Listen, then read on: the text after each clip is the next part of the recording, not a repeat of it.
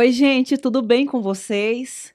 O dia de hoje é memorável porque hoje nós temos um encontro entre duas professoras geminianas. E professoras geminianas são inimigas do fim quando se trata de conversar sobre aquilo que elas amam. Quem eu recebo hoje é a professora Laura Macedo. Laura, muito obrigada por aceitar o convite. Seja bem-vinda ao Didocast. Eu é que agradeço. Tô me achando chiquérrima, gente, com esse encontro cósmico. Amando. Inclusive, eu gostaria de registrar, antes de apresentar o currículo da Laura, eu gostaria de registrar que essa camiseta, isso não é uma publi, viu, gente? Ainda não chegou o momento, mas em breve terei publi. Essa camiseta é uma homenagem a você, Laura. Eu amei. É rosinha, com essa referência a Michelangelo. Mãe de pet também. Com certeza. Nada melhor do que isso, né, gente? Laura Macedo é historiadora e professora de História da Arte, pós-graduanda em Ensino de Artes Visuais.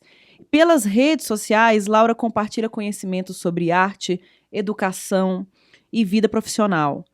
E eu quero fazer um adendo, tá? Porque, assim como eu, ela também atua nas redes sociais, produz conteúdo, oferece o que há de melhor, né, da sua pesquisa, do seu trabalho, mas ela também compartilha conhecimentos sobre a vida. Esta que nos prega tantas peças, mas é tão maravilhosa, né? Nada melhor do que uma geminiana para entender e viver as dicotomias da vida. Laura mostra pelas redes e na vida, na sua prática, que esta, né, de quem a gente fala agora, que é a vida que nos permeia, que nos atravessa, pode tanto imitar como ser imitação da arte. Não é mesmo, Laura? Genial. E como, né, não seria diferente. O papo de hoje é sobre arte e sobre vida, Laura. Eu costumo dizer, eu como professora de literatura, eu costumo muito dizer para os meus alunos no canal de literatura que a arte, a literatura não está separada da vida, né? Que não existe essa separação. Então, tudo que faz parte da vida, a literatura se interessa, se ocupa disso, do feio, do belo, do baixo, do elevado, enfim, do de dentro e do de fora. Ampliando essa reflexão, Laura, poderíamos dizer que a arte não está separada da vida? Qual é o sentido, né? Pensando assim, arte e vida. Qual é o sentido de eu sair da minha casa? Sabe, de sair daqui de Goiânia, que a gente vive em Goiânia, no Brasil, e ir lá para a Espanha, visitar o Museu do Prado, para ver cara a cara as meninas de Velázquez. Essa pergunta é ótima e é uma coisa que eu sempre costumo falar quando eu começo um ano numa turma nova. Eu sempre paro para falar para os meninos, né? Arte para quê? Para que a gente vive arte, né? Por que a gente tem aula de arte na escola? Por que é obrigatório? Por que a gente convive com a arte cotidianamente e a gente não sabe viver sem ela, né? Eu sempre falo que arte é tudo aquilo que é humano. E por que a arte é tudo aquilo que é humano? Envolvendo a literatura também, né? Porque a disciplina arte está dentro das linguagens da vida. A arte, desde que o mundo é mundo, ela existe. E falando como historiadora, né? As primeiras representações da humanidade, desde que o ser humano começou a racionalizar que ele estava vivendo, que ele estava passando por um processo evolutivo, ele usa a arte como forma de comunicação. Uhum.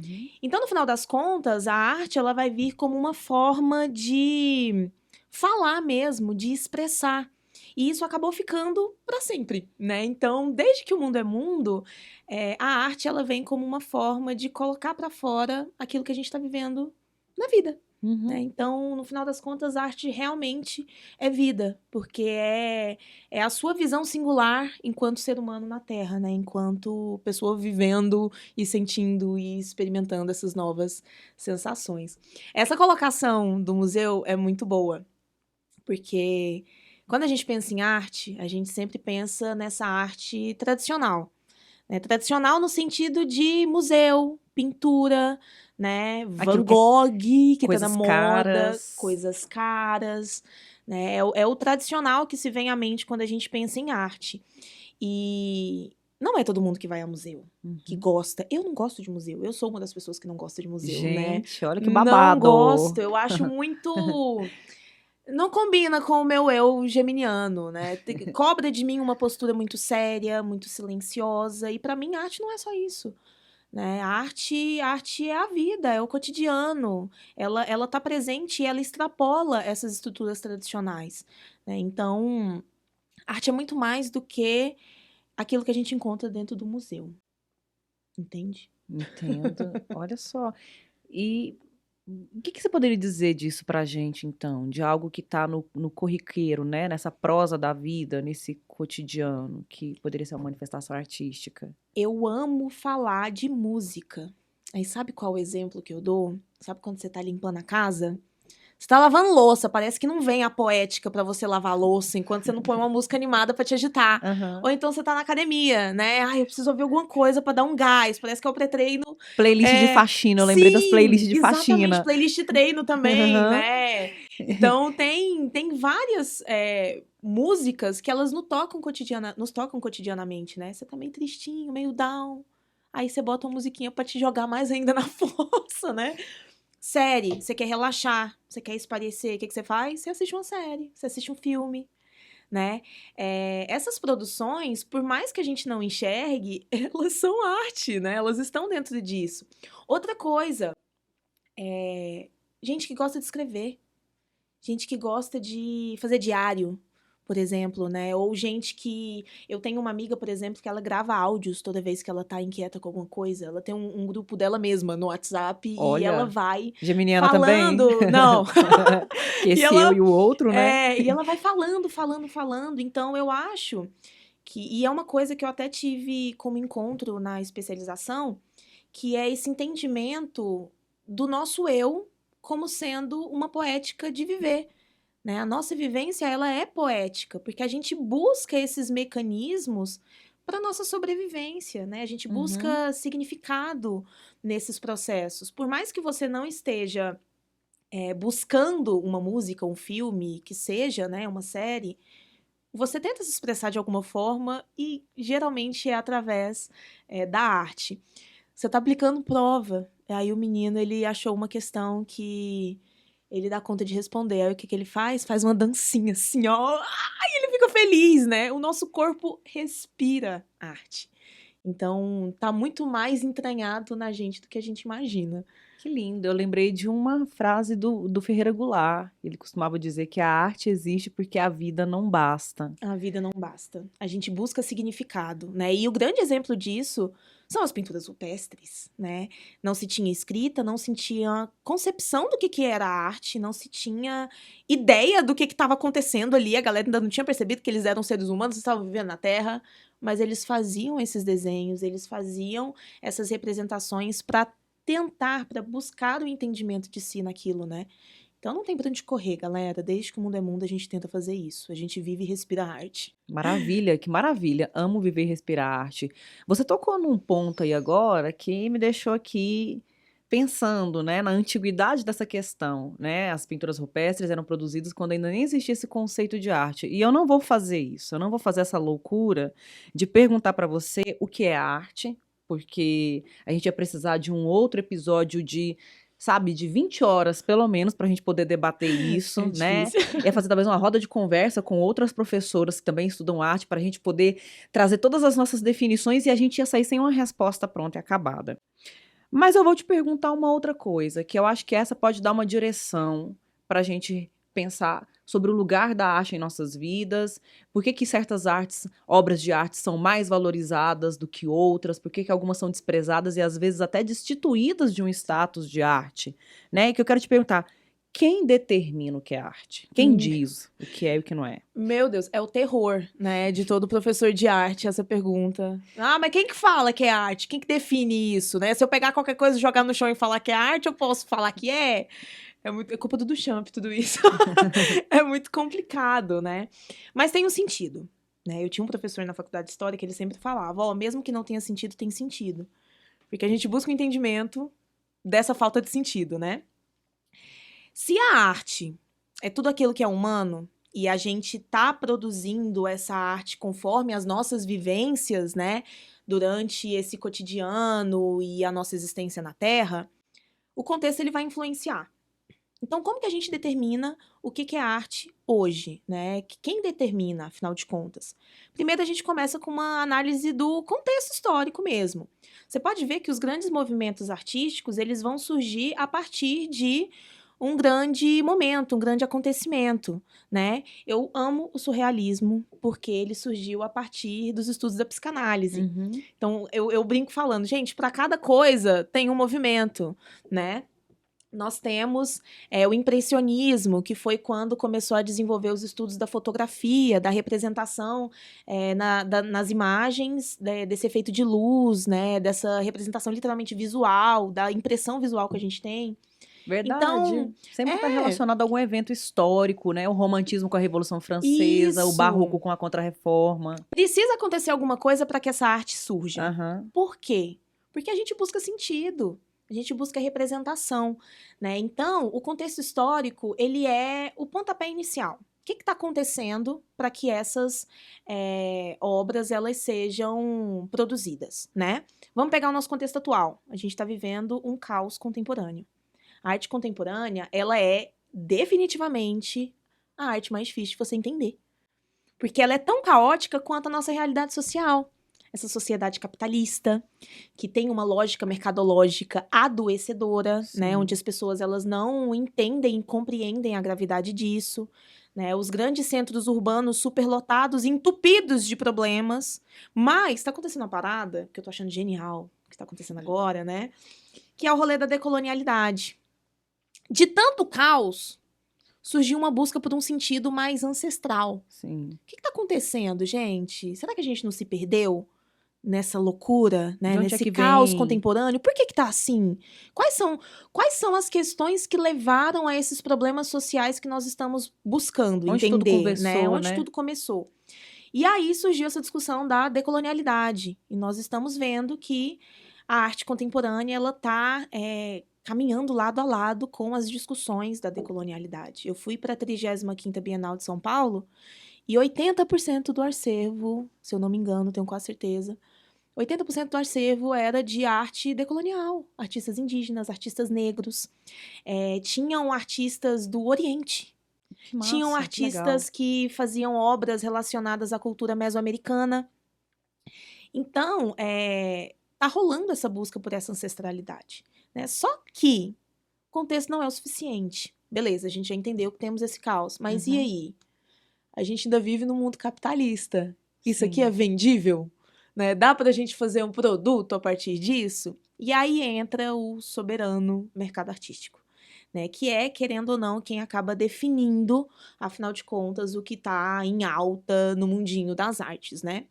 Para que esse mercado artístico ele exista, tem um trabalho de uma galera por trás. Primeiro, os historiadores da arte, né, que é quem vai enlaçar essa questão do contexto histórico com a poética da arte, né, buscar esse entendimento do cotidiano para poder trazer essa resposta através da produção. E nós temos os curadores, que são os responsáveis por escolher isso que está sendo produzido de acordo com o contexto e de acordo com a lógica mercadológica. Né, de acordo com aquilo que está em alta. Então é como se fosse um tripé, né? Já fazendo alusão à Ana May Barbosa, que é a grande mentora, digamos assim, de nós que somos arte-educadores, né? A Ana May, ela defende uma educação de tripé, né? Que é a abordagem triangular, que é basicamente você analisar o contexto, você observar a obra do artista e você produzir. Né? Então, a gente tem essa lógica que envolve esse tripé também. Uma análise de contexto social, que vai ser definida e estudado por esses historiadores da arte. Uma curadoria, que tem que ser feita dessas produções. E, por fim, essa lógica mercadológica, que, querendo ou não, é o que vai trazer esse juízo de valor para essa obra. Né? É o que vai definitivamente ditar aquilo que vale ou não, é ou não considerado arte. Essa palavrinha valor é cara, né? É até no episódio que abriu o podcast, com a professora Tarsila, falando sobre as obras da FUVEST, ela fala sobre esse conceito de valor, ela menciona até uma obra, esqueci agora o nome do professor, que é o autor, mas o livrinho da série Princípios, da editora Ática, intitulado O que é arte, que é a pergunta. E eu fiquei pensando aqui, você falando da questão do valor e da questão mercadológica. Então, no final das contas, para alguém determinar o que é arte, tem que ter algum tipo de poder na mão. Tem que ter algum tipo de poder, né? E é muito... Ou aquisitivo, ou político. Ou social, né? Cultural. Você tem que estar... numa posição de visibilidade, né? É muito complicado e, ai, gente, é terrível falar dessa discussão, porque a arte não é só isso, né? Mas essa arte que é vista, essa arte que não é, como é que eu posso falar, tão singular quanto a gente pensa, né? Ela entra dentro de toda essa organização, né? Mas a gente tem vários casos de artistas autodidatas, né? Artistas que produzem fora dessa lógica mercadológica e que ainda assim eles conseguiram esse reconhecimento, né? A própria proposta da decolonialidade, ela traz essa questão de, o que tem a ver vocês falarem de mercado, sendo que foi justamente essa lógica social que soterrou a gente, né? Então, é contraditório às vezes, né? E é difícil, né? Porque é uma ruptura que não acontece todos os dias. É muito complicado. Eu falo para os meus alunos porque eles gostam muito dessa temática. Eles ficam abismados com o fato de uma obra custar milhões, por exemplo, né? Isso é um absurdo! E eu concordo, no final das contas, Sim. né? Eu no fundo, eu concordo. Mas eu falo para eles, gente, esse mundinho de domínio, né, tanto social quanto econômico, ele vai pairar enquanto existir o sistema que a gente vive. O problema, então, é de novo o capitalismo. Ou muda ou a gente muda. aceita, né? Não tem muita escolha, né? É assim que funciona. Obra de arte é um investimento. Sim. A galera que tem dinheiro tem consciência disso. Sabe que não desvaloriza, sabe que é valioso porque é documento histórico. Em algum momento aquilo ali vai ser necessitado, né? Tipo, ele vai ser trazido à tona. Então, se você pegar, guardar e cuidar, vai só aumentar e aumentar e Você tem um aumentar tesouro o nas valor. mãos. É literalmente um tesouro nas mãos, né? Então, é complicado. É muito complicado, porque eu fico pensando aqui, né? Eu citei o Velázquez no início. Eu não sei qual é o valor do Velázquez, mas assim, com certeza tem uns 5, 6, 7 dígitos, né? Com certeza. E para ir ver as meninas do Velázquez também é outro rolezão caro, porque você tem que comprar uma passagem de avião, você tem que ir para a Europa, você tem que parar lá em Madrid, você tem que comprar em euro o ingresso para entrar no Museu do Prado e pegar uma fila, andar no meio de uma galera, porque a sala onde fica as meninas é lotada de gente. Então, Laura, é realmente assim, eu fico pensando, a palavra que veio vindo na minha cabeça é elitismo. É uma pena. É uma pena. E um dos problemas que a gente encontra quando se fala do consumo de arte, né? Do fato. Por que eu não gosto de museu? Por isso. Não é todo mundo, não é todo mundo que pode chegar até um museu. Arte é para todos, sim, arte é para todos. Então, por que continua mantendo essa estrutura segregacionista? Por que a arte ela não pode ser acessível? Acessível tanto de você estar presente e acessível de entendimento, né? Qual que é o problema das pessoas estudarem e aprenderem sobre arte, consumirem arte? Por que vocês querem tanto manter esse monopólio fechado, né? E aí a gente acaba caindo de novo nessa questão do domínio social. Virou literalmente um status você gostar e você saber de arte.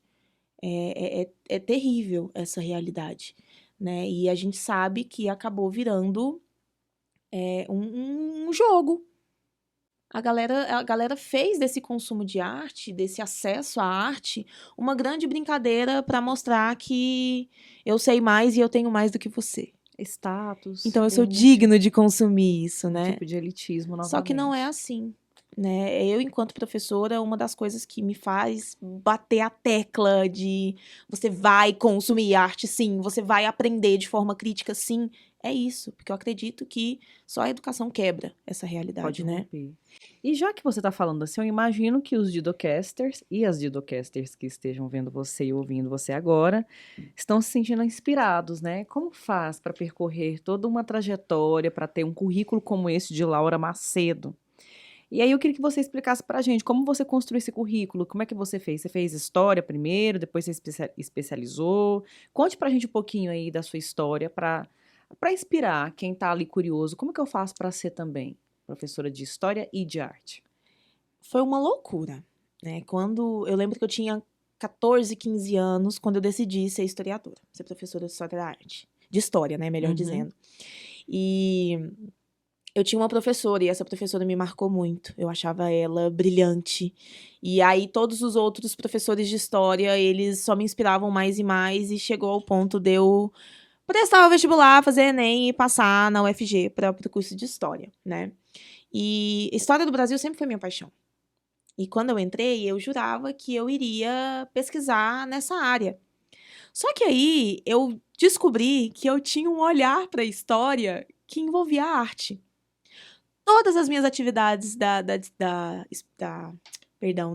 graduação, eu fazia citando alguma arte. Eu sempre pegava alguma obra para trazer como contexto. E eu comecei a ficar, gente, tá acontecendo alguma coisa aí. Peraí, eu tô tendo um olhar diferente, né? E aí teve a oportunidade, no meu primeiro ano de faculdade ainda, eu estava no segundo semestre, eu consegui uma bolsa de pesquisa, PIBID, né, que é um projeto de iniciação à docência. E a partir do PIBID, nós tínhamos que trabalhar com alguma narrativa cinematográfica. E aí eu decidi trabalhar com Eternamente Pagu. E aí eu brinquei com o modernismo por 2 anos. E eu aprendi a ser professora através do modernismo. E aí acabou. Acabou. Ora, que Depois maravilha. disso, eu só me vi pesquisando arte. E no meu segundo ano de PIBID, né, que eu já estava no 4º semestre da faculdade, eu comecei a trabalhar na rede privada como monitora, né? Monitora de história. E eu comecei a criar conteúdo no Instagram para poder falar de arte. Porque na graduação eu fazia graduação de história, mas eu tinha que historicizar tudo aquilo que eu estava produzindo. Eu não podia simplesmente escandalizar e começar a falar de arte, né? Eu fugiria do cobrado. E aí virou uma bola de neve. Eu comecei a me envolver cada vez mais com a arte. Tive outros 2 projetos de pesquisa, dessa vez não foram PIBID, né? Foram Prolicem, também de iniciação à docência, mais voltado para pesquisa em educação. E nesses 2 projetos eu trabalhei com história em quadrinhos. Produção de mulheres, né? Quadrinistas no Brasil. E olha aí, coisa versátil do modernismo para HQ. Mas sabe por que eu fiz isso? Porque a Pagu, que foi o meu objeto de pesquisa, ela foi a primeira mulher quadrinista do Brasil. Uau! Sim, e aí eu fiz um link com isso. Eu falei, peraí, eu quero mexer com a Pagu de novo. E aí o meu orientador falou, Laura, o meu primeiro projeto foi sobre a Pagu, porque ela é a primeira quadrinista do Brasil. Primeira mulher quadrinista do Brasil. E aí eu comecei a minha trajetória de novo a partir da Pagu até a produção contemporânea, né? E aí eu tratei de temas envolvendo a questão do feminino, do feminismo também, né? Discussões sociais, envolvi alguns pontos, discussões de sexualidade, raça, gênero, né? E aí eu fiz de novo esses 2 projetos sobre quadrinhos e fiquei de vez na arte. Faltava 1 ano para eu me formar em história, eu virei professora. E aí eu comecei a dar aula de história e eu lembro até hoje, gente, foi emblemático. Eu dava aula de história pro ensino fundamental, só que eu era apaixonada por arte, gente, ficava escrito na minha testa. E aí o eu olho fazia até lembro, um coração, e né? todo mundo olhava, gente, tira essa menina da história, não tem nada a ver. E aí eu lembro que eu recebi o convite para eu assumir as aulas de História da Arte no ensino médio, dessa escola que eu trabalhava. Presente. E aí parece que eu virei outra pessoa, né? E aí começou a Laura, professora de arte, né? E aí eu finalizei a minha graduação em História, fazendo esses malabarismos para eu conseguir pesquisar arte lá dentro, porque na faculdade de História não tem uma linha de pesquisa voltada para a História da Arte. Nós temos a disciplina, é possível você trabalhar com linguagens artísticas, mas essa análise poética da arte não tem. Até porque são 2 campos completamente diferentes. E aí eu me formei, eu já estava com tudo pronto, uma linha pronta para fazer o mestrado na faculdade de História, eu decidi ir para a faculdade de Artes Visuais. Porque me fazia falta essa questão da poética, né? E aí eu entrei para a pós-graduação lá em ensino de artes visuais, né? Mudou os paradigmas. Mudou completamente. É outro mundo, ainda bem que eu fiz isso, né? E só aprimorou, só melhorou essa minha desenvoltura, tanto como pessoa que consome e vive arte, quanto como a professora, né? Eu vejo que mudou bastante, mesmo eu tendo, sei lá, desde os 19 anos eu estudo arte, né? Eu tô com 24 agora, tem um bom tempo já. Mas eu tive esse start quando eu entrei pra faculdade de artes visuais. E eu acho que eu não vou sair não, gente. Vou ficando. Minha casa, né? Achei meu cantinho. Tô amando. Eu queria aproveitar que eu observei uma coincidência, mas para quem gosta de encontros cósmicos, não existem coincidências, existe sincronicidade. A gente tá gravando esse episódio na semana que faz 102 anos da Semana de Arte Moderna. Exatamente. Olha que curioso isso. É o aniversário. E não, ainda tem outra coisa, gente. Eu fiquei tão obcecada na Pagu que a minha cachorrinha se chama Pagu também. Então, entranhou na minha vida essa vivência modernista, né? Agora foi a vida imitando a arte. Agora foi a vida imitando a arte, definitivamente. Laura, a gente agora vai para um ponto mais, talvez, tenso. Não sei como é que vai ser. Ultimamente a gente tem visto aí nos jornais, redes sociais, tem acontecido com muita frequência, nos últimos 2 anos principalmente, até agora, protestos, manifestações, gente reagindo, gente brigando, querendo transmitir alguma mensagem, e normalmente mensagens válidas, mensagens realmente relevantes, mas sempre envolvendo museus, obras consagradas, obras de arte, né? A coitada da Gioconda, né? A Mona Lisa, vulgo Mona Lisa, gente, coitada, virou uma vítima. A pobre. Tem até uma placa de acrílico lá que fica protegendo a cara dela o dia inteiro, porque o que ela já levou de comida, e a bicha já não tem fome mais, porque a bicha já desencarnou, mas o que eles jogam de comida na cara dela é sopa, é líquido amarelo, é fruta, é não sei o que mais lá. Torta. Torta, que jogam na cara dela. E isso tem acontecido com outras obras de arte também, mas a Mona Lisa, como ela é muito famosa, ela é muito emblemática, e tá no Louvre, né, que é um museu também muito conhecido, eu acho que isso fica muito evidente, fica muito icônico fazer isso. E aí a gente vê nas redes sociais, né, porque é um lugar muito interessante da gente ver as opiniões, como as pessoas estão pensando. A gente vê de um lado gente defendendo a legitimidade do protesto, que a mensagem realmente é relevante, mas por outro lado o método, né, de manifestação de protesto pode ser revisto, pode ser repensado. Aí do outro lado a gente tem gente que desce o pau, que odeia, esse povo é louco, é inócuo esse tipo de manifestação. Eu já não diria não sei dizer se é inócuo, porque se dá visibilidade já não é inócuo, né? Tem algum efeito, tem algum resultado. E tem gente que fala, não, é isso mesmo. Tem gente que, inclusive, fala, né, que essa pode ser até uma proposta, uma nova proposta nessa contemporaneidade caótica que a gente vive, como uma outra proposta de arte, né? Que a gente pode pensar isso daqui a pouco. Mas eu queria primeiro que você falasse o que você acha desses protestos, né? O que eles significam para você, o que você, como professora de História da Arte, diz, né? Você enxerga neles validade, credibilidade? Ou seria um simples vandalismo? Ou seria intervencionismo artístico? O que você pode dizer pra gente? Gente, eu não aguento mais. essa é a minha resposta, eu não aguento mais, né? Por que eu falo que eu não aguento mais? Porque não faz mais sentido, né? Gente, não serve de nada, pelo menos pro mundinho das artes.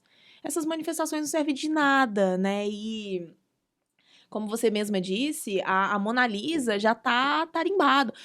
Do último ataque da Mona Lisa pra cá, já tiveram mais 3. Jogaram sopa num Monet, colaram, tipo, lambi-lambi no Nascimento de Vênus, do Botticelli, e tentaram atacar uma outra obra também. Só que já tá de um jeito que a gente olha e fala, de novo, né?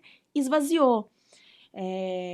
Sim, são temáticas que elas deveriam ser vistas, elas deveriam ser ouvidas, mas usar a arte como visibilidade dessa maneira, de uma forma que já se tornou completamente desrespeitoso, eu não sei se faz muito sentido, né? Eu definitivamente não vejo como intervencionismo. Por quê? Vamos lá. O que tem a ver essa manifestação com a Mona Lisa, por exemplo? No último ataque à Mona Lisa, eles estavam fazendo uma manifestação sobre insegurança alimentar. Aí eles pegaram uma sopa e jogaram na Mona Lisa, né? Então, o que a obra, em seu contexto, né, a produção do artista, ele em si, o espaço do Louvre, o que a obra tem a ver com esse tipo de discussão? Não tem nada, né? Então, eu entendo que o motivo deles escolherem essas obras de arte específicas, né, é justamente a questão da visibilidade. E Lá na Itália já foi considerado crime. Todas as vezes que eles fazem esses atos, eles são presos e eles respondem criminalmente. Anteriormente isso não existia, né? Tem mais ou menos 1 mês, 2 meses que isso entrou em vigência, né? E a gente vê que acontece sempre, né? Eles usam dessa visibilidade dessas obras de arte, só que as discussões não se assemelham nem de longe com a poética trabalhada por essas obras, né? Eu vou te dar um exemplo do que é um intervencionismo, né? Do que é uma coisa que escandaliza e muda e deixa marca. Eu falei, né, que eu fui para a Bienal, para a 35ª ano passado, foi brilhante. A Bienal é literalmente o respiro da arte contemporânea no Brasil, né? Na 28ª Bienal, nós tivemos uma intervenção de pichadores. Eles invadiram o espaço, né? Não invadiu de tipo, vou escandalizar e tudo mais. Não, eles entraram no espaço. Lá, né, o pavilhão que fica dentro do Parque Ibirapuera, ele não tem revista, não tem nada, justamente para democratizar esse acesso. Então, qualquer pessoa que quiser pode entrar lá dentro. Eles entraram pela porta da frente, tudo bem.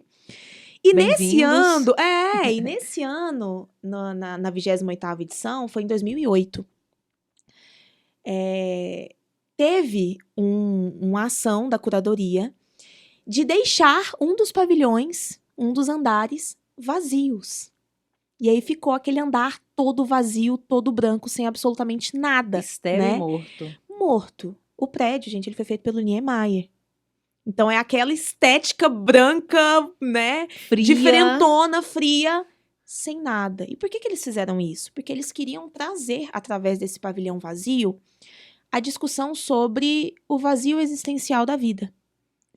Só que aí o que acontece? Em 2008, né, começou em 2005 mais ou menos, né, mas entre 2005 e 2010 a gente tem a explosão do street art em São Paulo. Street art é arte de rua, grafite, picho, né, explodiu nesse momento. E lá, nesse período, né, tudo aquilo que era vazio nos centros, todos os prédios que estavam vazios, eles eram pichados. Preenchidos. Eles eram preenchidos.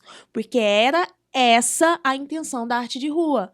Levar para o centro, levar para o caos aquilo que as pessoas não estão tendo tempo de consumir, que é a arte, que é a criticidade. Sabe o que eu lembrei? De novo, te interrompendo, a frase do Goulart. A arte existe porque a vida não basta. Então, o vazio existencial da vida é preenchido pelo quê?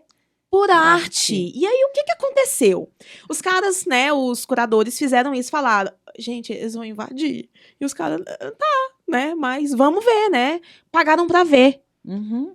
Não houve nenhuma proteção ultra pra que isso não acontecesse, mas, cara, não vai dar ruim deixar esse negócio vazio aí, né? E deu. Eles entraram no espaço, né? E eles subiram até o pavilhão e picharam tudo, fora, né? E eles faziam frases de protesto, e tem uma frase em específica que foi a que mexeu comigo, que eles pegaram fora na parede e escreveu, isso sim é arte. Essa ação, gente, ela reverbera até hoje. Até hoje, essa discussão sobre espaços artísticos que acabam virando espaços de poder, né? A marginalização dessa arte de rua, até hoje essa ação reverbera no mundo da arte. É um intervencionismo que deu certo. Por quê? Porque tinha a ver com a poética do momento, tinha a ver com a poética da Bienal. Agora me diz, jogar sopa na Mona Lisa, dá pra gente comparar como sendo intervencionismo, sabendo de uma história como essa que aconteceu aqui, né? Na gente que reverbera até hoje? Não dá, né? Então, realmente, é um ato muito vazio, é um ato cansativo, né? A Mona Lisa, ela é protegida por uma película blindada. Não muda nada, Não muda né, nada. Gente, em todas as vezes, a Mona Lisa foi limpa dentro de 10 e 15 minutos. Isso tanto acontece que quando ela é atacada, a primeira coisa que eles fazem é trazer tapumes para cobrir a obra e a integridade da imagem não ser estragada por aquela ação. Tem toda uma organização de proteção para que ela não seja literalmente atingida, nem a imagem dela. Olha que né? coisa, até para não fotografá-la manchada. Até para não fotografá-la manchada. As imagens que a gente tem é do ato, na hora. Porque a Mona Lisa suja mesmo, no pós-ato, Não tem foto dela. Porque a primeira coisa que eles fazem, imediatamente, dentro de minutos, é cobrir a obra pra proteger a integridade dela. Aí você quer me falar que surte efeito? Olha que coisa interessante isso. Não é só a obra material, mas é a imagem dela que circula, porque era uma arte Exatamente. visual, né? Até isso é protegido e blindado. Muito interessante. Você falou do caso da pichação, eu lembrei de um filme que eu assisti recentemente, gostei muito, que eu acho até que ele tá baseado, ele é relacionado com esse episódio aí, da 28ª, né, de Uhum. 2008, que é o filme Urubus. Nesse filme, ele conta, eu acho que é esse episódio, né, É. que conta esse episódio, Laura. E aí eu queria aproveitar o gancho aí, então, para te perguntar sobre isso, né, algumas questões aí que eu queria que a gente pensasse. Primeiro, arte, vandalismo, marginalidade, a palavra que aparece aí no meio, né? O status social muda o nome das coisas, Uhum. né? Mas eu queria também pensar no lugar em que essas coisas acontecem, porque na rua, arte de rua, mas quando o cara é chamado para fazer num determinado prédio, aí o cara faz aleatoriamente, vai lá o prefeito, que eu não vou citar o nome, mas todo mundo sabe o prefeito que fez isso, vai lá e manda pintar tudo de cinza, gente, aquele cinza morto de novo. Tira o grafite, que é o maior barato, o maior legal, e a pichação, que também é legal, ótima. Tá, na rua, quando é arte, quando é vandalismo? E dentro do museu, quando é arte e quando é vandalismo? Então, o Urubus, ele realmente foi inspirado nessa ação da 28ª Bienal, né? É um filme recente, saiu tem pouco tempo. E é engraçado porque essa ação não envolveu somente o pavilhão. Eles também já tinham feito intervenções na Escola de Belas Artes e também na Galeria Choque Cultural, né? Então não era novidade. Uhum. Esse grupo foram aproximadamente 40 pessoas. Esse grupo ele já estava em ação, né? Só teve uma pessoa presa, que foi uma mulher. E é meio trágico, essa mulher ela se suicidou no passado.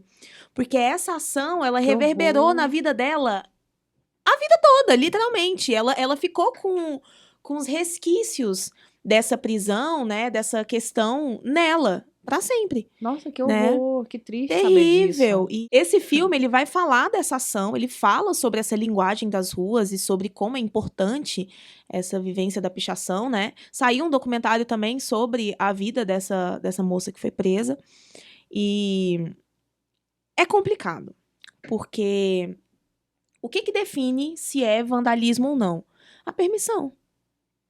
Por exemplo, tá na moda agora aqui em Goiânia o tal do grafite comercial. O dono da empresa contrata um grafiteiro e esse grafiteiro faz um grafite lindíssimo numa parede sobre uma temática que envolva o trabalho daquela empresa que Uhum. contratou ele, né? Tá Beleza. permitido, não é vandalismo.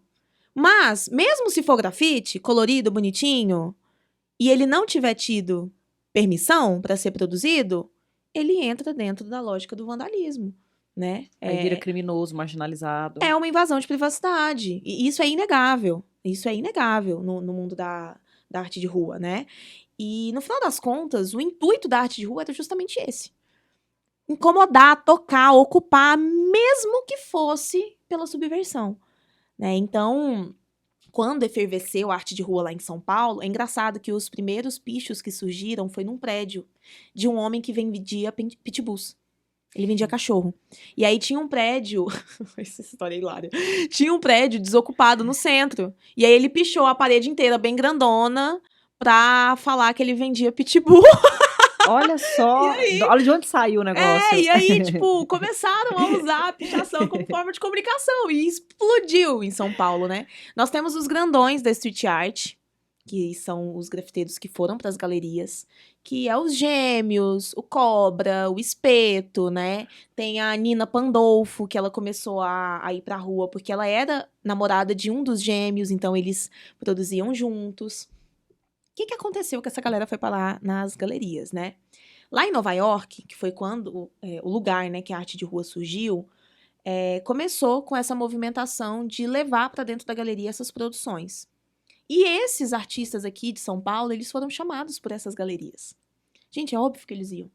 Pela primeira vez, eles começaram a ser vistos como artistas. Sim. Como gente que faz arte com respeito, ao ponto deles serem representados por galerias. Os caras estavam ganhando grana. Eles pintavam a rua só de gracinha. Agora eles ganhavam muito dinheiro por isso. E é trabalho, né? É É caro pra você pagar as trabalho. contas. Eu entendo perfeitamente. Só que a gente tem que manter a nossa criticidade. Aham. Levar para dentro de uma galeria uma arte que tem como essência o espaço da rua esvazia o sentido dela.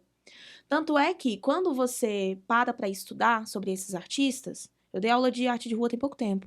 E aí eu falei, não, pera ainda que eu quero ver como é que eles estão se intitulando agora. Eles não se chamam de grafiteiro. Eles Como se chamam de artistas visuais. Porque eles tomaram consciência de que o que eles produzem agora são ilustrações, cenografias, esculturas. Mudou o lugar. Mudou o lugar. Se mudou o lugar, mudou o sentido da obra, né? O que me conforta é que essa galera, eles continuam na rua. Por exemplo, os Gêmeos. Eu gosto muito dos Gêmeos. Eu tive a oportunidade de visitar aquela exposição deles, Nossa História, que conta literalmente a trajetória completa deles, né? Desde quando eles começaram adolescentes no hip hop até essa carreira estrondosa que eles têm hoje, né? Gente, tem artista, Leonardo DiCaprio, tem obra dos Gêmeos. Olha só, gente. O Johnny Depp tem obra dos Gêmeos, Os entendeu? Então, assim, hollywoodianos. é uma coisa muito grande, sabe? É um nível muito elevado de importância. E eu gosto muito deles. E eles são um dos poucos que ainda se mantém na rua. Eu fui para São Paulo ano passado e eu vi grafites frescos deles. Né? Aquelas letronas bem características, né? Então, eles ainda tentam trazer um sentido para essa obra, né? Mas é complicado. Realmente rolou esse esvaziamento. A gente tá de olho, a gente mantém essa criticidade. Street art caiu no gosto da galera, mas a gente entende que rolou um esvaziamento. E é um pouco desleal.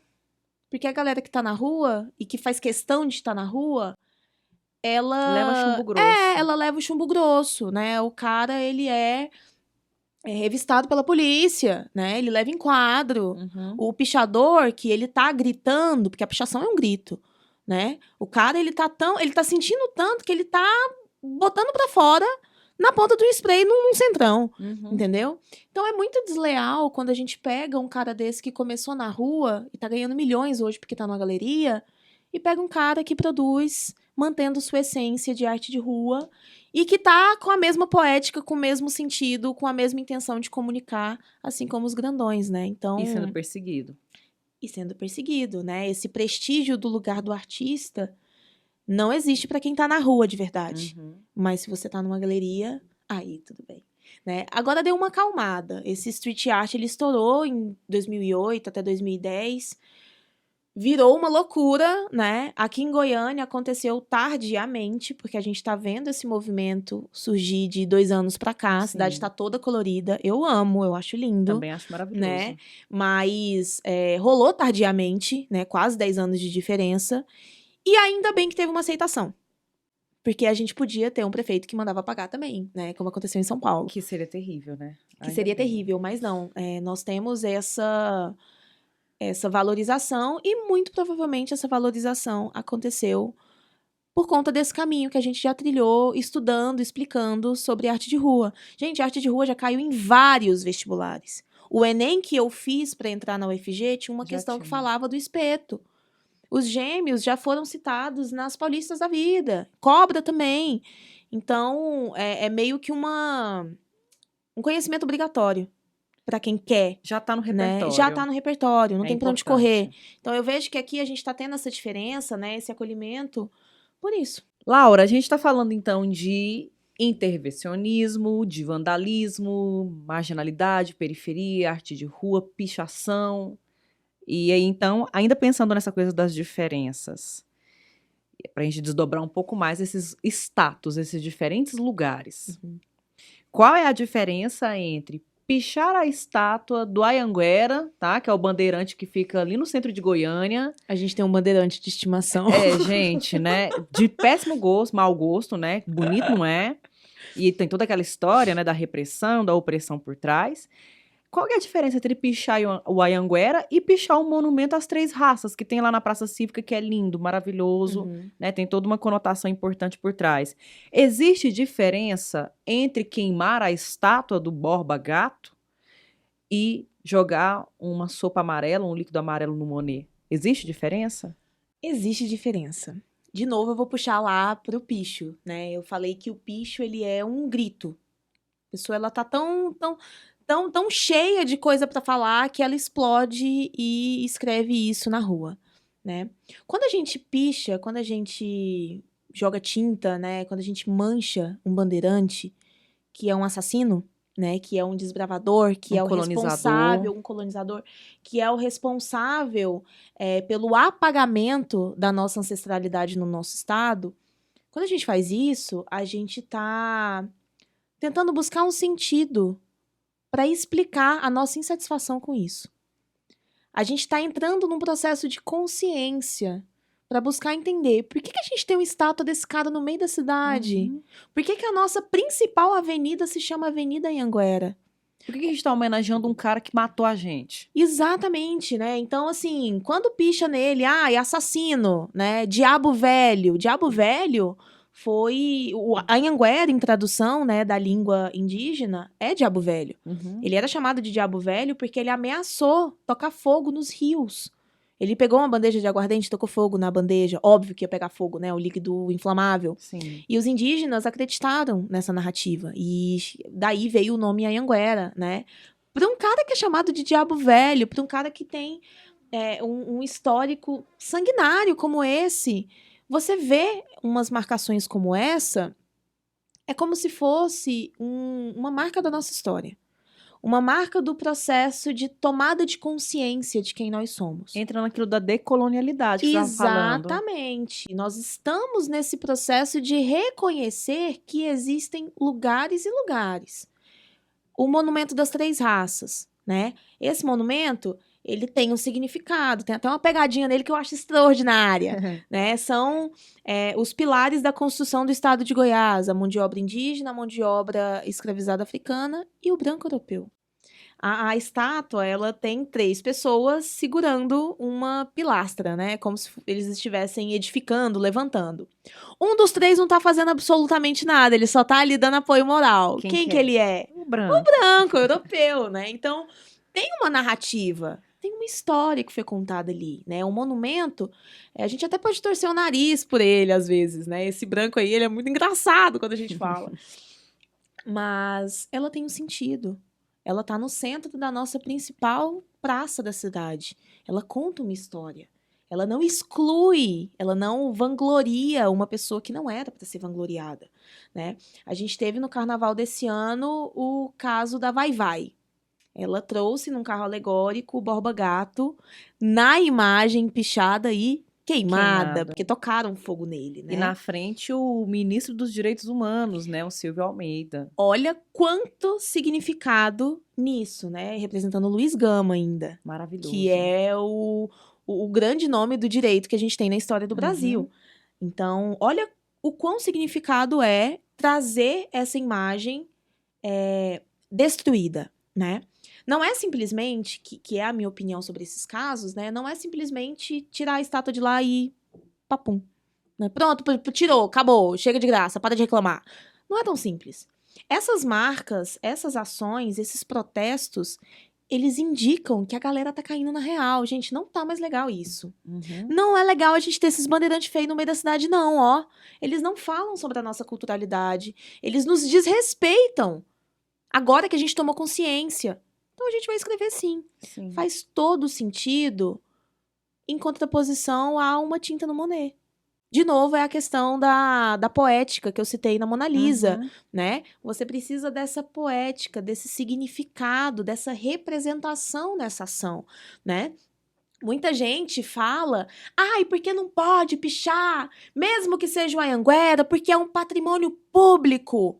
Beleza. Só que esse patrimônio público, ele tinha que ser realocado, para ele tomar um outro sentido, já que agora nós somos uma sociedade em processo de conscientização, entendeu? Não é tão de boa assim não pichar uma Anhanguera. A galera tá insatisfeita. E também não é simplesmente tirar e desaparecer com a estátua e apagar os rastros da história que nós tivemos de colonização e violência. Exatamente, né? E é muito complicado porque qual que seria a proposta certa para isso? Retirar e colocar num lugar artístico. Pra galera lembrar mesmo, ó, por que a gente tirou lá do centro? E fazer todo um trabalho fotográfico, desde quando ganhou de presente de São Paulo, desde quando colocaram o começo das manifestações, tem como fazer um processo de explicação. Sim, todo um sobre dossiê, o porquê. né? Exatamente. Com E com certeza textos. tem esse material pronto. Claro que tem. A galera tá produzindo, tá falando sobre isso. Tem como produzir esse espaço, esse momento. Só que nós não temos estrutura para isso. Então fica muito mais fácil você largar o Anhanguera lá do que você tirar e tentar realocar. Porque você vai enfiar ele aonde? Não pode sumir com o material. Voltando na questão do patrimônio, é patrimônio, né? A gente tem que dar um significado para ele. Não é tão simples, papum, quanto parece, né? O Borba Gato, ele tem... Porque o Anhanguera, eles limpam o Anhanguera. A galera picha, eles vão lá e limpa, né? A galera bota lambe-lambe no pedestal, a galera vai lá e tira. Tem que deixar. Tem um processo de limpeza. O Borba Gato não foi limpado. Ele tá pichado, ele tá queimado. Lá eles estão mais firmes e fortes. Isso então. Sim, né? A Vai trouxe o Borba Gato pichado e queimado. Isso sim é a escrita de uma história. Reescrita de uma história, melhor dizendo, né? Então, são marcas que falam sobre a nossa vivência, sobre o nosso processo de conscientização, né? Então, são representações distintas, né? São parecidas visualmente, né, em ação, mas são distintas, porque uma tem poética e a outra é vazia, né? A outra não dá pra gente buscar esse sentido. Laura, o que significa dizer seja marginal, seja herói? Seja marginal, seja herói, ele é um apelo. Eu sempre uso essa palavra apelo para designar essa frase, né? Essa obra ela foi produzida pelo Itzi, que é uma bandeira poema. Eu gosto do nome da obra, Bandeira Poema. Lindo né? esse nome. É lindo isso. Até o nome é poético. É poético, tem uma poética por detrás disso, né? E o Seja Marginal, Seja Herói, ele é um grito poético. Ele é um apelo poético daquelas pessoas que estão às margens da sociedade. O marginal, ele não é marginal no sentido do banditismo, né? Nós deturpamos o sentido da marginalidade. Essa bandeira poema, ela nos rememora, ela nos resgata o sentido original, que é estar às margens. E quem está às margens da nossa sociedade? Vou te dar um exemplo que é a nossa vivência, né? Nós duas somos mulheres, professoras, e não só bastava, né, sermos mulheres e professoras, nós ainda somos professoras de disciplinas que têm esse senso crítico mais aguçado, né? Depende da gente trabalhar isso nos estudantes. Nós sentimos na pele que para a gente conseguir trabalhar, para a gente conseguir fazer isso de uma forma responsável, a gente tem que se mostrar 10 vezes melhor do que um professor homem, pelo simples fato de sermos mulheres. Com o título de doutorado não é o suficiente, às vezes, para garantir. Exatamente. Você precisa ficar provando o tempo todo. A gente tem que se provar o tempo inteiro. A gente, para além do trabalho que já é difícil, visto que nós somos uma das classes mais desvalorizadas socialmente, né? Tem o peso do gênero, do fato de sermos mulheres. Nós estamos nessa posição à margem. E ainda assim, a gente assume esse compromisso de desenvolver um trabalho sério, um trabalho responsável. A gente bate o pé, assumindo que a nossa função é justamente essa, formar o senso crítico desses alunos, né? Nós somos heroínas. Não no sentido da palavra heroína, né? Não no sentido... Capa, né? Batman, eu sou Batman. Não Mulher Maravilha, mas heroína na poética do Oiticica. Heroína no sentido da gente bater o pé e assumir o nosso papel e a nossa posição nesse lugar, né, que nós assumimos. Mesmo que tentem nos marginalizar, nos colocar à margem, nos chutar dali, a gente bate o pé, né? Dá até pra fazer uma gracinha, gente. Seja professora, seja heroína, né? Seja uma professora, seja uma heroína. Pensando na coisa da marginalidade, né? Essa palavra marginal é tudo aquilo que está à margem. E o que está à margem é o que não está no centro. E aí, simbolicamente falando, é aquilo que não está no padrão, né? E vamos pensar na sociedade capitalista, eurocêntrica em que nós vivemos. O que que é o padrão? O que que é o centro? Se você não está nisso, e aí, né, à medida que vai tendo níveis e níveis de marginalização, você está mais distante das possibilidades que estar no centro oferece. Então, sobreviver de forma periférica, sobreviver na marginalidade é heroísmo. Então, é isso também, né? É sobre isso. E às vezes o nosso trabalho exige de nós, né, impõe sobre nossas existências um grau de heroísmo que uma Mulher Maravilha, um Batman, nem Não um alienígena dão aguentaria. conta, né? Sim. E é até complicado, né, usar essa palavra herói para isso, né? Porque coloca em nós, professores, esse peso do heroísmo mesmo, né? Do sentido da palavra herói. Ter que salvar, De né? ter que salvar a educação, de ser um ser, né? Cara, nós só somos trabalhadores. Assim como qualquer outro trabalhador. Nós somos capacitados, nós estudamos, nós escolhemos seguir uma profissão e fazemos isso com seriedade, né? A grande questão é que nós somos marginalizados, né? Nós somos colocados nessa posição e, portanto, precisamos ser heróis. Precisamos assumir essa posição desse heroísmo dentro dessa poética do Oiticica. Gente, aproveitando, né, eu não fiz esse adendo no início, as obras que nós mencionamos, né, textos, eu vou deixar filme, eu vou deixar referência na descrição aqui do episódio, eu vou deixar essas referências para vocês. A gente já está caminhando para o fim, Laura, infelizmente, né? Tudo que é bom acaba, né? A tristeza, inimigas do fim. Eu quero abrir esse espaço para você fazer alguma colocação, algo que você queira dizer para as Didocasters, para os Didocasters, que a gente ainda não tenha conversado aqui. Eu gostaria de falar da questão da produção de conteúdo, porque eu vejo que nós duas, né, a gente tem essa preocupação em levar para as redes sociais essa produção de conteúdo. E é engraçado, porque eu já ouvi muita gracinha por causa disso, né? Blogueirinha, ai meu Deus, A youtuber. a youtuber, né? A marqueteira, é só ladeira abaixo, né? Só que as pessoas não entendem que esse cuidado que eu tive em buscar esse lugar do digital é justamente para eu me aproximar dos meus alunos, né? Quando eu citei a obra do Oiticica, eu falei que nós temos esse compromisso de tentar, né, criar um ambiente, um processo de aprendizagem que seja responsável. E nesse meu lugar responsável, eu vejo que eu tenho que criar uma relação de proximidade com os meus alunos, né, me mostrando vulnerável e estando onde eles estão. São adolescentes, são nativos digitais. Eu precisei aprender a linguagem deles para eu compreender como eles são, né? Nós acabamos de sair da pandemia, de uma pandemia que durou 2 anos. Ficou todo mundo encarcerado. Nós tivemos adolescentes em processo de alfabetização Dentro estando de casa, na pandemia, na internet. O que aconteceu, né? Então, ocupar esse espaço da rede social, para mim, foi uma forma de estar junto a eles também.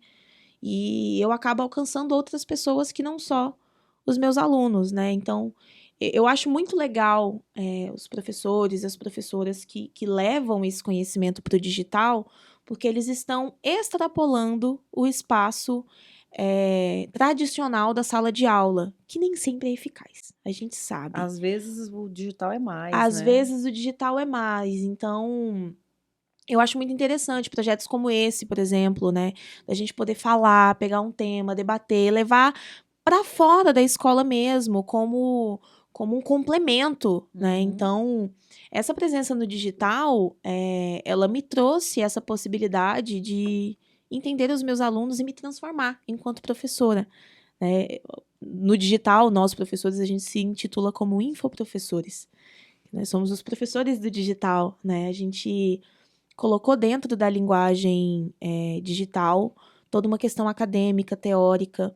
E eu fiz isso propositalmente com a arte por conta daquela questão do elitismo que a gente discutiu anteriormente, né? Não tem que ser difícil. Não tem que ser para pessoas especiais que estudam e gostam de arte. Qualquer pessoa pode entender. Se eu tenho a possibilidade de trazer uma linguagem facilitada, de explicar de uma forma divertida, né, de explicar de uma forma engraçada, eu vou fazer, Porque é um compromisso meu, enquanto educadora, facilitar esse processo, né? Eu sou uma facilitadora do ensino, tanto em sala quanto nas redes sociais. Então, eu quero mostrar pra todo mundo É isso, que né? arte é bom, que não é difícil não, e você pode sim aprender de forma facilitada, não é um bicho de 7 cabeças. Pega o link né? aí, ó, o link é pra todo mundo. Não tem dificuldade, né? Então é até uma desmistificação também, né? E eu já ouvi crítica por conta disso. Você Eu acredita? também. Ai, Ixi. você tá brincando com uma coisa séria. Não, eu não Aham. tô brincando com uma coisa séria. Eu estou democratizando um tipo de ensino que precisa ser democrático. Todo mundo precisa de arte. Eu também penso dessa forma. Eu Em- concordo com você. Então, levar a arte de uma forma facilitada, eu vejo que vai ser o meu legado daqui pra frente, né? Vai conhecer arte, sim. Isso não vai sair das nossas vidas. Não. A vida digital, porque para quem é dos millennials, né? Uhum. O mundo digital, redes sociais, era um mundo paralelo, né? Você saía da escola, eu, pelo menos no ensino médio, saía da escola. Aliás, no meu ensino médio, a gente nem tinha acesso às redes sociais assim. Eu lembro que quando eu saí do ensino médio, tinha um Orkut. Aí tinha todo um ritual, tinha um horário específico para entrar no Orkut, nem todo mundo estava online. Agora tá todo mundo conectado e isso não vai mudar. Não. Então a gente quer falar com as pessoas, a gente acredita na democratização da arte, do conhecimento, em letramentos, não só literário, mas artístico, cultural e político. A gente precisa encontrar as pessoas onde elas estão. E elas estão online. Então é isso, Laura. Eu Ir assino atrás aqui. Eu ouvi uma vez, né? Eu fiz um workshop e a moça falou uma coisa. Tem gente no digital assumindo o trabalho de professor sem ser professor. E isso é muito grave. É problemático. É muito problemático. Quem deveria estar lá somos nós. Não tem nada de errado você querer ocupar esse espaço. Muito pelo contrário, é até melhor que seja você do que qualquer outra pessoa. A nossa sociedade só tende a se digitalizar mais ainda. Cada vez mais. Quanto antes você entender que tem que rolar ali, né, essa mescla do real com o digital, melhor. Porque é um processo de letramento mesmo, de educação digital, né? E que só favorece a nossa vida, né? Gente, é isso. Nós estamos aqui, nós estamos online. Eu vou deixar aqui os links também na descrição de acesso às redes sociais, aos contatos da Laura, da professora Laura, as plataformas onde ela produz e posta os conteúdos. Eu quero muito agradecer primeiro a você, Laura. Muito obrigada mais uma vez por estar aqui, por ter aceito o convite. Ai, obrigada eu amei. E obrigada a vocês, Didocasters, queridos e queridas. A gente se encontra no próximo episódio. Beijos e até mais.